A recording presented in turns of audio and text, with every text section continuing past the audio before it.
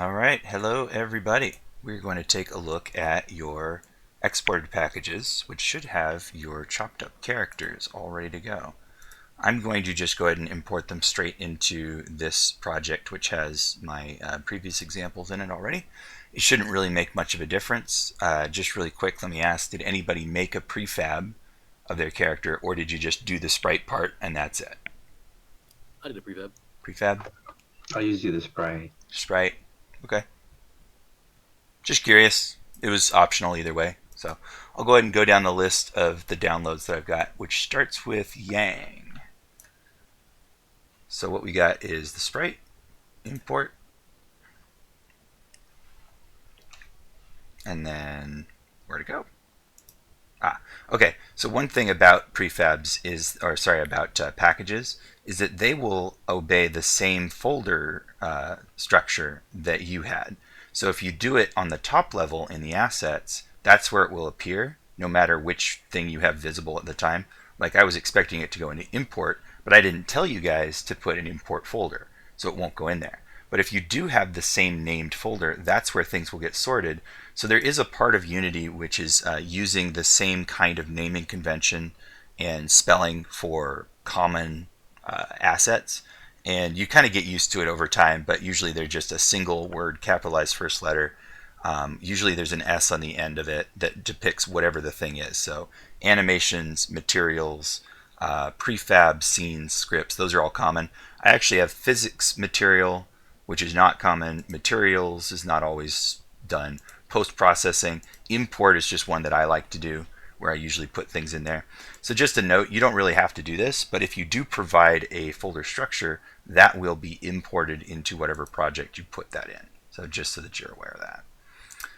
All right, so let's take a look at the Sprite Editor and see what we've got.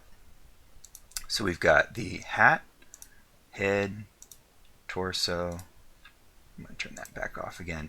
So this is the arm, solid eye, the back of the head, so this would be the yellow part, which is cool. There's the pupil, eyelid. Okay, that's interesting. So the shape of this is probably to get it to not go outside the shape of the skull, I would assume. Yeah. Yeah, that makes sense. And then it's the right color, which just matches. So you could have a squinty eye, or you could have a completely closed eye. So that's fine. We've got the upper beak and lower beak, hand, and then foot down there. Yeah. Okay, zoom in past that. Okay. And it seems like all of that stuff would make sense. Did you ever assemble it to see how it would appear? Yeah, I tried to assemble it and everything worked fine. Okay. It's going to do new scene just so I'm not cluttering up this one. So we open this up, we can see them. So just for an example then, if I put the head and the back of the head and then turn that down, eyeball, and turn this down by like maybe 1, negative, whoop, I did negative 10, whoops, but that still works. Yeah, and then put the beak on and the lower beak, and I should be able to then blah blah blah blah blah. Okay, cool. So you think that's going to work out properly for all of your animation needs? I believe it will. We'll see what happens. So what all we need to do is make them move.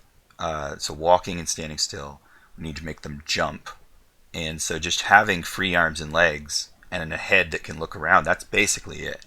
I don't think there's anything more complicated than that you might want to do. You've even got the hat completely separate, so if you wanted the hat to like pop off the head a little bit or slide down on the head, then you could do that. And so yeah, I think definitely that stuff will work. Whoa, three-dimensionally rotating that. Didn't mean to. Yep. You might choose a really, really distant pivot point for the hat.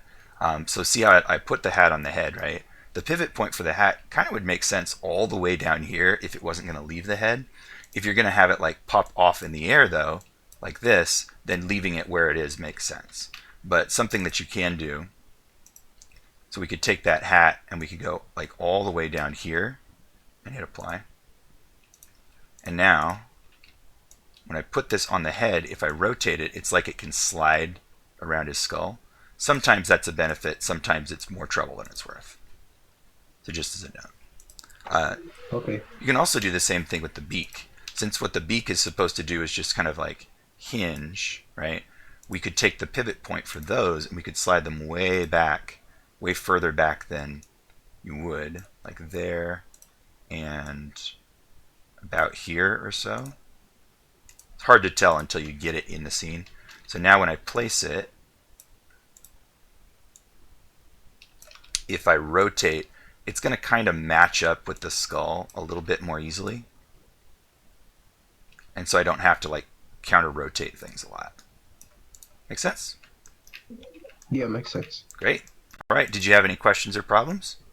No, I think I got it for this one. Thank Excellent. All right. Thank you. Okay. Gunter, you're next. So you do include the import folder, so it's going to go in there. So let me go check that out. So we've got this one right here. And I'm going to look in the Sprite Editor real fast. So we've got upper jaw, got the head, the iris, lower jaw, the body. So her body is really long, so it's definitely going to need bones when we get to that part. Backing of the eye, open lid, closed lid. Cool. So you got one of each. That's nice. Actually, yeah, she always has this kind of like sleepy expression, huh? So this is probably necessary. Yes. Yeah. Definitely. And then arm. So in your case, you've included the hand in the arm. I think that's fine, especially since it made one solid shape. Some of the other ones are going to have separate hands. You could separate this out by having the hand illustrated with like a round wrist and then the sleeve just cut off, but I don't really see a use for it in her case, so I think this is probably better. So we've got, is this like her cigarette? Correct. Oh, and this is a necklace, isn't it? Oh, I cool. have no idea. I just thought it was a T-shirt symbol, so I just. Yeah, that's a good question. It could be either. You might get rid of the black on the inside because I think it's an ankh, and an ankh would be open at the top. Yeah. I was thinking it was a symbol, and because I was using the pen tool, I couldn't figure out how to put the thing inside the body, so I just made it separate and just. Oh, it would just be on a different layer. Like if you have really complex things, it doesn't need to be like in Photoshop all combined because we just chop it up here in Unity. So you just overlap it. So, okay, great. Oh yeah, I could have just done that. Yeah, there's nothing like special there. I'm going to just revert because I think I moved stuff by accident. Let's drag some stuff out and just see how it works. So like we could put that on. Just like there, I think, like it's as if it's a necklace, I believe. And I want to see how the head assembles. So we put this on. So that the line, like the really dark line, it's a little fiddly. Make sure you zoom in nice and close, and then probably never move it again, just to make sure that it's all nice and lined up. And then placing the other lid, I guess it would be, just don't turn the first one off, just turn this second one on and off. So that's how she'll blink, I guess, because she never goes wide-eyed, right? I don't think she does. And then, where's the pupil? Oh, there we go, the iris. We turn this to like behind this one, so that's 0. So this could just be like -1 or 2. Yep, you got quite a lot of leeway here, so that's good. We've got lower jaw, and we've got upper jaw. So in your case, I think it's probably best to have the pivot point where you've set it here, as opposed to like inside the skull where I was showing Yang earlier, because I think that the way this jaw works, it needs to pivot from right at the contact point. There's a little something there. Oh, okay. So this little spur that you've got, you might want to just flatten that out to where it's a nice smooth ice cream cone shape so that it doesn't end up showing up. Because if you animate your jaw down a little bit, it's going to like poke out a few times. Where does the cigarette go, by the way? With the mouth. But upper or lower? Is it like lower jaw? Or is it like float? Right there. Right here? So that would mean that it's going to be a child of lower jaw.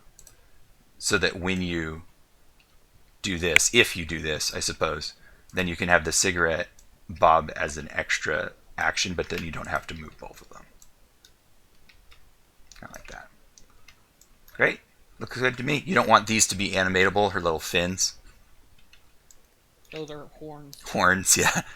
Probably a good choice to leave them out, but it's a possibility. All right. Any problems or issues you ran into? No. Nope. All right. Thank you. Works for me. So far, the scale looks pretty good for all of these too. As I'm dragging them in, I'm looking at the Unity grid back here. Whoops, dragged that in the wrong spot. And making sure that it looks about right. I'll check it though really quick. So here's Miguel's. We've got Old Cat and then the prefab. So I'll import that. And then we could just open the prefab to see this assembled version, which is good. Let me just check real quick. 256, 256, and 256. So everybody got the right scale. So we should be good. All right. I just noticed I messed up some layers. Noticing what? I just noticed I messed up some like layers. The order. Oh, the ordering. Which one? He's got little tufts on his face. Oh, these ones back here. Yeah. So if he, are you sure that's wrong? Yes. So it shouldn't go behind his collar and Yeah, it definitely goes over it. okay. I mean, fair enough. That's a simpler display, is to have everything in front. But it was possible to go back. I thought he had a really long neck for some. I was like, what? Oh, so he's got a beard that needs to go like in front of his chest too, huh? Yeah, when I was doing the arms and stuff, I was moving all the layers around, and I didn't realize I messed up the face. You know what sucks about those ordering layers? I don't know a way to massively change the order of a bunch of things all at the same time. Like if you've got a bunch of different numbers, say in the low teens, I don't know how to take all of them and slide them up to like the 30s or 40s. I don't think you can do that. Like That'd be nice. if I grab all of these and I'm just going to like slide this, they're all in the same layer now, right? It doesn't make any sense. So I kind of wish that was a feature, but like, yeah, when I take his head away, I can see that he's got his beard and stuff. Kind of looked like the dude from Dig Dug when you did that. when I change the order of everything. Yeah. Okay, so let's take a look. So there's his body. Let me explore the head a little bit. So we got sideburns. So you maybe want to animate these wiggling a little bit, huh? Yeah, just a tad. I didn't Okay. make them long enough to do big. Change the pivot point to be further inside the skull the way I was showing Yang, because that flat cutoff, we want it to slide along. So just take it and put it like much further in. Oh, yeah, that makes sense. Eyebrows, I don't know if he ever moves them, but yeah, you got the option. And then ears, definitely. And the eyeballs masking properly. Let's see. Yep, looks like they are. You got any replacement eyelids? No, I forgot about that. Okay. Well, it's actually an easy thing, even if you didn't do them in your sprite sheet, because you can cheat. Oops, I double-clicked and opened it on my other one. If I do Sprite Editor, what you can do, and just as like a little thing for everybody, if I just drag, I'm in the Sprite Editor right now, a big square right here, let's say, I can move this to overlap an existing area like this one. Let's just do right about like that. And then I can just say, this is a lid, and apply. And so now what I've got down here is one extra piece. And I can just treat that like as a closing or opening eyelid if I want to. So by scaling it and sliding it, we've kind of cheated one extra sprite out of it. And you got to worry about order because I don't want it to overlap that stuff. But yeah. And even if you wanted it to be a different color, we could go into like say the hand and make a really small cut for the hand. And then if we set the ordering properly, it would be like a dark shape underneath this cut, but in front of the eyeball features, so it would look closed. So there's lots of ways that you can kind of mess with it. Cool. So we got the arms, and we'll be using bones for that, so that's fine for now, but then it'll get filled with those. Other arm, legs, and feet. And it looks like maybe get the foot in front of the pant leg. Cool. All right, very good. Did you also, oh yeah, you used the color augmentation for the back features as well, so that's good. All right, any problems or questions that you had with this? It looks pretty good to me. Just I use an older version of Photoshop, so Yeah. the pen tool was not as robust. Yeah, it hasn't really changed a lot over the years, but it has changed a little bit. So, Yes, there were some yeah. features that I could not figure out because it was not in mine. And They I basically was, combined everything into the one tool at some point. yeah, and I kind of use it that way too. Like there are those other tools like still in there, but I'd like to just use the pen tool because I don't want to switch tools over and over and over again. So I use hotkeys for a lot of it. It's worth it to just kind of look up a brief tutorial on using vector in Photoshop because it can be really useful, even though most of the time it doesn't come up. So it is a nice thing to learn. And lots of other programs have similar features too. Like Krita has some vector as well. Okay, very good. Thank you. Let's take a look at Elias's. So Elias got crow, import crow, crow. Okay.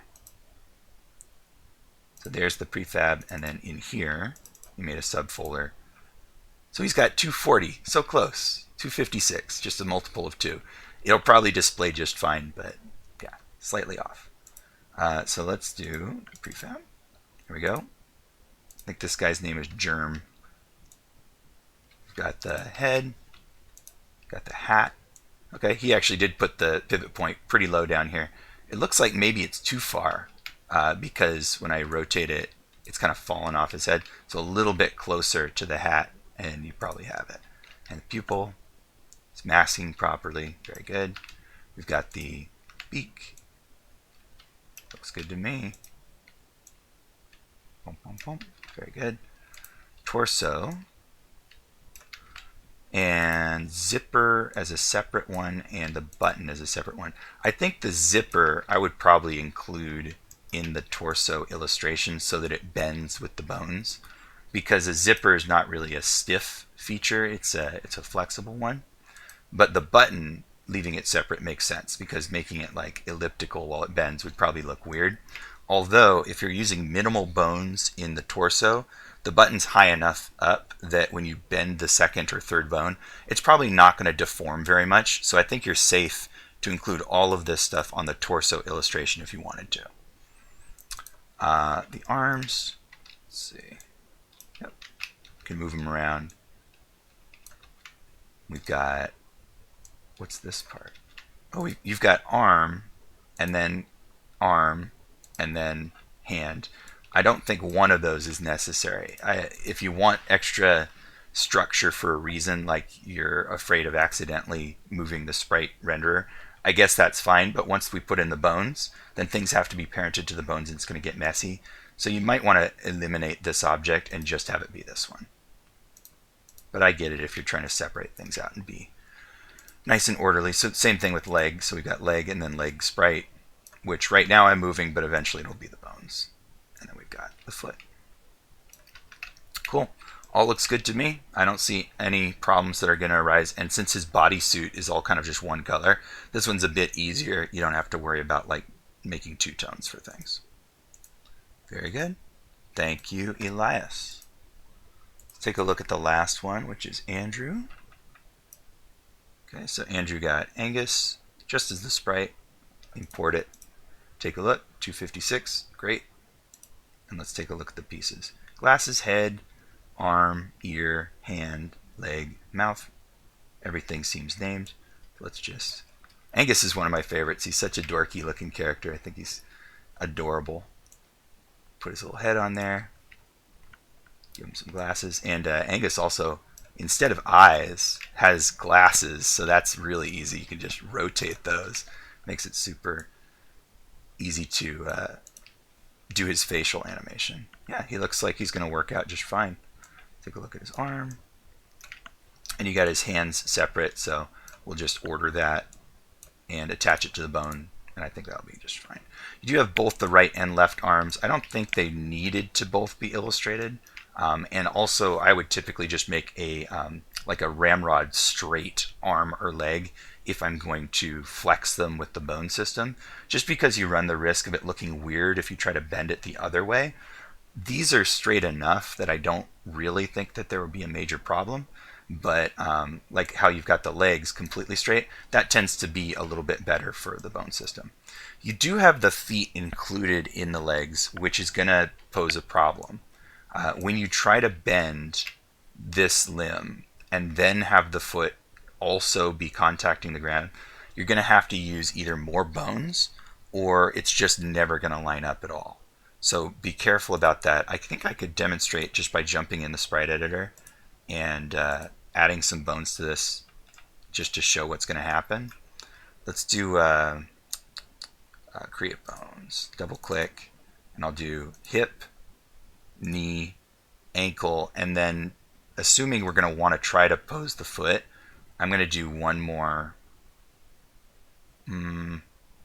I guess I'll do one more right here and then one right here just to see if that's necessary. We'll do auto geometry.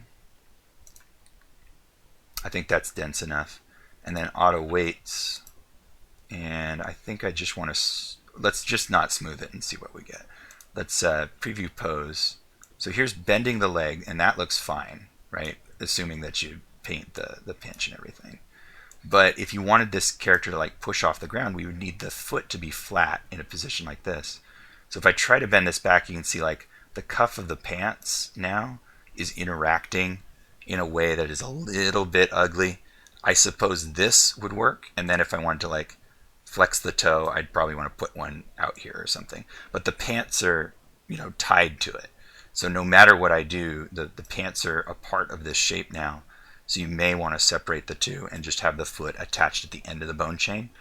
Something I didn't do in the tutorial for this week's video is I didn't include this third bone on my legs, and I probably should have because it's a lot easier to attach the last piece to a bone and then just don't have it control any part of the mesh of the leg. But I did it with just 2 bones, so you can do it either way. So just be careful about that.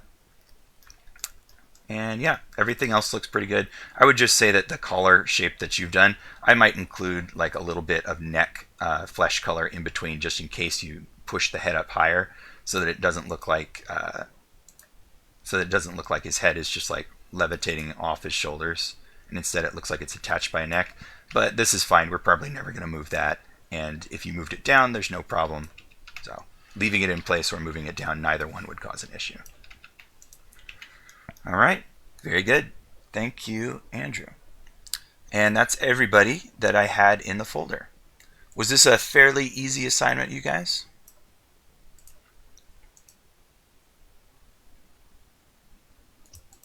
Yeah, I think it was. Yeah? Fairly, after a few hiccups, it was fairly good. Okay. Let me talk about what we're doing next, because I'm finding that I may have to break this assignment into another chunk, right? So we've already got this first part that you've done, fairly easy. The next part is fairly involved, and then the last part is also fairly involved. So I'm considering that this might have to be a 3-week long thing, but that seems like a long time. So what you're going to do, right, is assemble the whole character, including bones, and then animate it. But then, after doing all that stuff, you've also got this part, the logic in the animator, which includes blend trees, and it also includes parameters that are being fed in by the animation controller, or the character controller. And so I don't really see any way around it that we've got to make this a 3-week long thing unless we're going to rush through one of those parts.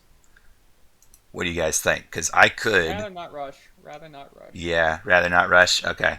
My instinct is always to go far too fast, and I'm trying to slow that down this time. So probably it's a good thing. Anybody else got opinions on that? I trust your judgment. Okay. Well, my judgment in the past has been too fast, so now I'm changing it. But yeah, here are the bones. I mean, I've shown them a little bit before, but flexing the character's pieces, and then also you can attach extra pieces like this one directly to the bones. Here it is in the hierarchy. You just drag it right underneath whichever bone is applicable. There we go. So she can move that around. Okay. So yeah, that's what this week is all about, is setting up the full character rig and then animating the required clips, which there are, I believe it's 5 clips that are required. Idle run, and then jumping up, jumping down, and midair. Those are all of the required ones. Okay, and that's going to be in the video. All right, Well, that was pretty quick and easy, I think. Do you guys have any questions about working with Unity, about the process of making those character sprites, or anything involved? Things you couldn't figure out or that you were curious about?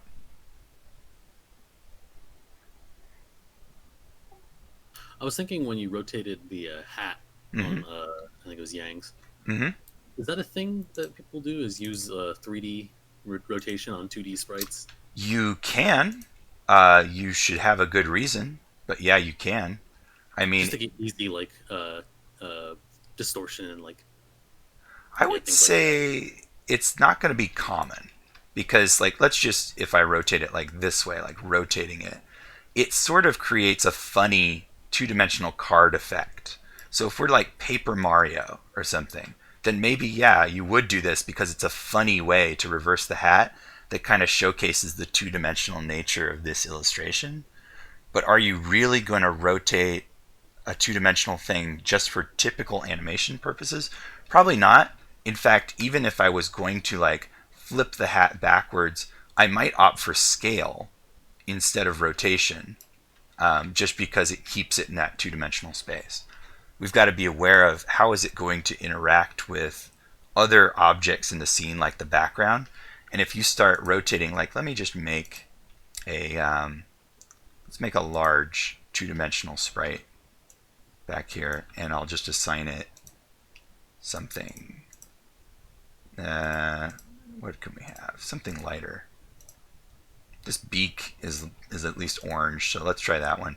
So I'm going to make like a really big beak and just stick it in the back of this character as if it's the background. Like that. So now if I try to rotate this hat, it may clip into it. Sometimes it does. In this case it's not. For a three-dimensional shape I think it would. Let's try that. We'll make a cube.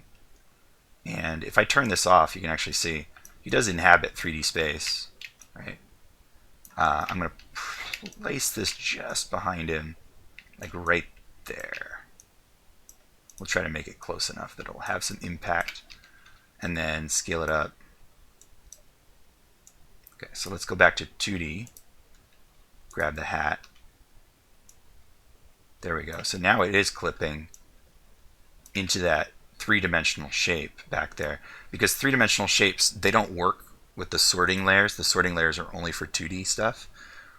You can have layers render in passes, but that's more of a shader thing than just a typical setting. So you'd have to get really into how the render pipeline works, or have multiple rendering cameras or something.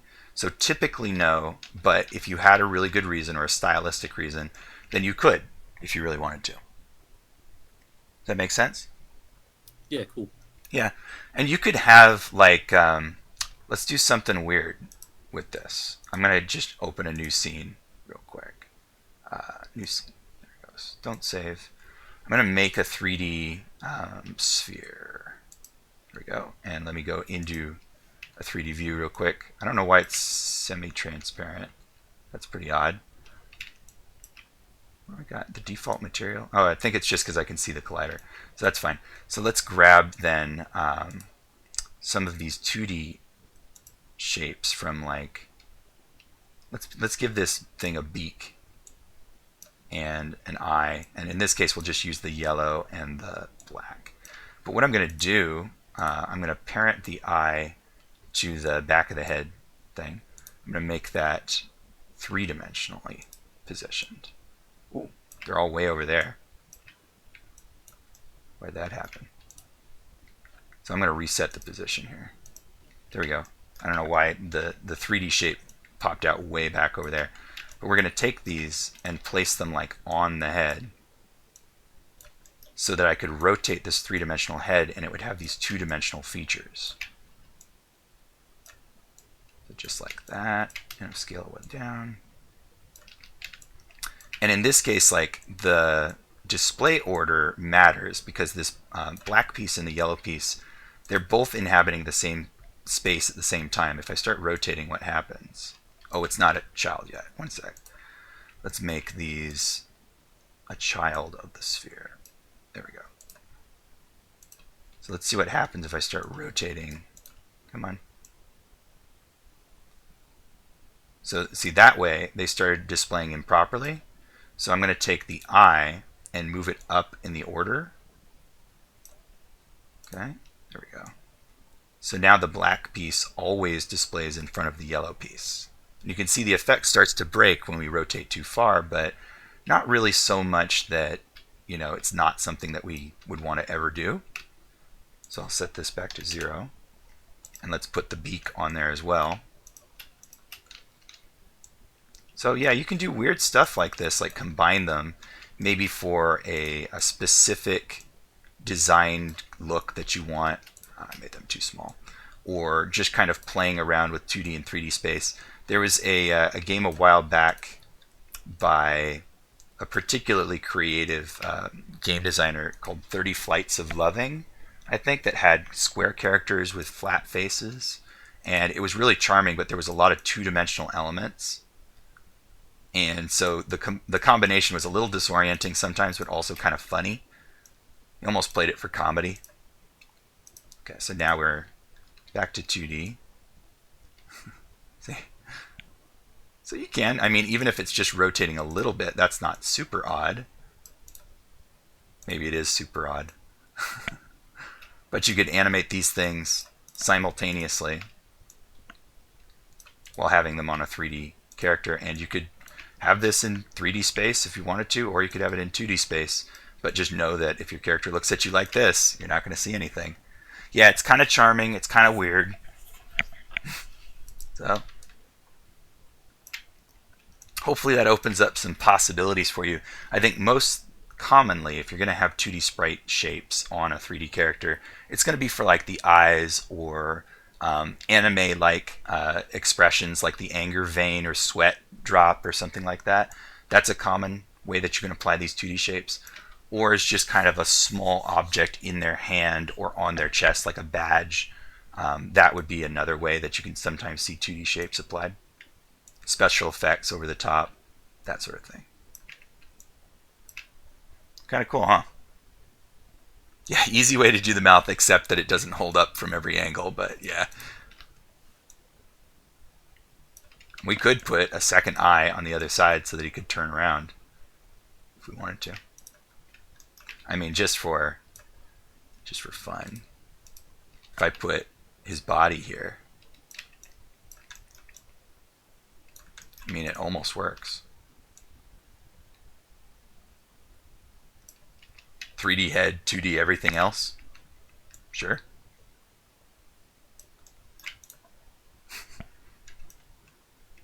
Especially if you've got a surface shader like this sphere right now. It's got a default material. I think it's because I have no lights in the scene that it looks the way that it does. But if we apply a non-lit texture, I think I might have to make one, but an unlit material, and just pick a color, then this probably integrates better with 3D or with 2D assets. So you could just make a cylinder that's just a flat color. Kind of cool, huh? Does that answer your question, Miguel? Yeah, I do like the effect of turning the beak with the head. It like makes a good turning away kind of effect. Yeah, Really easy. yeah, it's kind of funny. Okay, do you guys have any other questions or concerns? Not at this moment, no. We all good for now? Think so. All right. Yep, for now it's good. Then the lecture video is going to be going up shortly. I still have to upload it because it was still converting. It covers, and I go really slow, by the way, so I wouldn't blame you if you have to skip around, but make sure that you know what the end deliverable is. I want a prefab of your character. So in this case, if I were to, let's just make the sphere child of the torso, and then make like an empty object to call bird. Reset its position, and then just drag this into it. So we'll just say that's my character right now. If you drag this down into the asset folders, anywhere really, but prefabs would be ideal. Drag this down there, it turns blue. That's what I want you to export, is your prefab. Oh, it looks funny. over here.